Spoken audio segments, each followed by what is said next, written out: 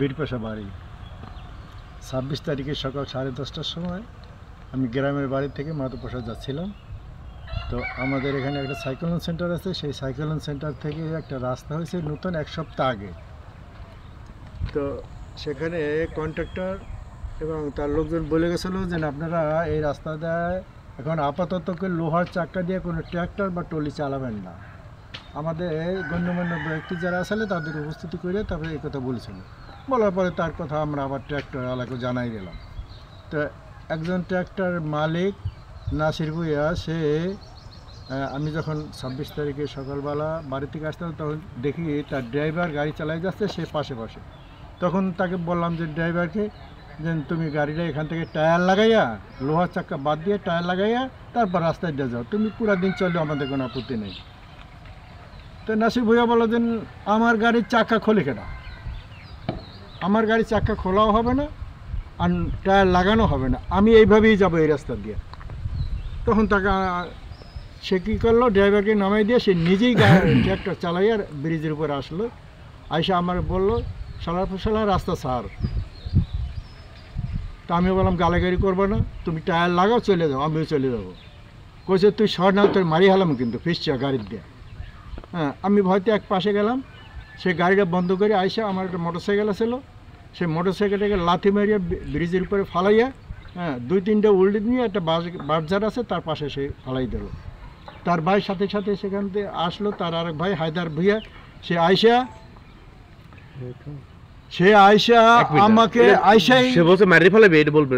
আমার তার ভাই আইসাই সাথে সাথে আমাকে জাবরাই ধরিয়া ব্রিজের উপরে ফালাই গলা চেপে ধরছে, তোরে মারি ফেলবো এখনই। হ্যাঁ, তার ভাইয়ের নাম কি? তার ভাইয়ের নাম হলো হায়দার ভুইয়া। আচ্ছা, তারা কোন দল করে?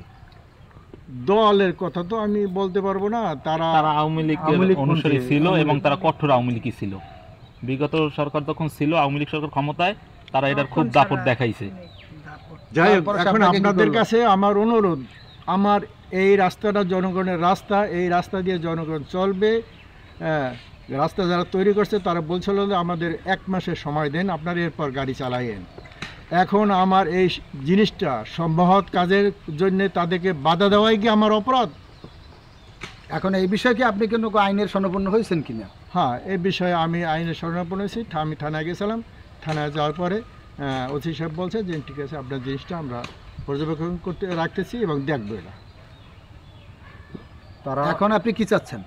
এখন আমি চাচ্ছি যেন আমার এই সুষ্ঠু তদন্ত হোক। সুষ্ঠু তদন্ত হইলে আমি কি নিরাপদ কি না, আমি না অপরাধী না ন্যায়সঙ্গত আমি এইটা করছি, আমি আপনাদের কাছে আকুল আবেদন জানাচ্ছি এই জন্যেই যে আমি যদি অপরাধী হয়ে থাকি তাহলে আমার বিচার হোক। আর আমারে যদি এভাবে মারার হুমকি দিয়ে থাকে, গাড়িতে চাপা দেওয়ার হুমকি থেকে আমার বাইক ভেঙে ফেলেই থাকে, সেই বাইকটা ভাঙে আজও 3 দিন পর্যন্ত আমাকে দেয় নাই। বাইক কোথায় নিয়ে গেছে, বাড়িতে নিয়ে গেছে, বাইক আপনার কাছে নাই? না, বাইকও আমার কাছে নাই, আমাকে দেয় না, আমাকে এখানে দাঁড়াইতেও দেয় নাই। তার সহযোগী আরেকজন ছিল কালাম তালুকদার। হ্যাঁ, সে মার মুখে হয়ে আমার উপরে ঝাঁপাই পড়ছে। ওখানে এসে এমনভাবে ঝাঁপাই পড়ছে, আমি বললাম দেখো আমি তো কোনো অপরাধ করি নাই, এই রাস্তায় গাড়ি এভাবে যাওয়ার নিষেধ, এইটাই আমি বলছি যে তোমরা টায়ারের চাক্কা লাগাই এখান থেকে যাও। আর তারা বলছে যে এমন কোন বেটা আছে আমার গাড়ির চাক্কা খুলতে কয়। আরো অনেক সেলাইন ছিল আর কি কথা, যারা উনি হাইড করতে। এই দিগত যে আপনি কি কোনো দলের সাথে সম্পৃক্ত আছেন কিনা? আমি বর্তমানে একটা দলের সাথে আছি অনেক পূর্বের থেকেই, সেটা বাংলাদেশ জাতীয়তাবাদী দল। যে দলের আদর্শেই আমি অনুপ্রাণিত এবং যে দলের জন্যে আমি সবসময় ত্যাগী। আপনার কিন্তু পোস্ট হোল্ড আছে কিনা এই দলে? ইউনিয়ন পর্যায়ে নাই, তবে আমি মাধবপ্রসাদ ইউনিয়নের 6 নম্বর ইউনিয়নের 6 নম্বর ওয়ার্ডের সভাপতি। জি, থ্যাংক ইউ। বিগত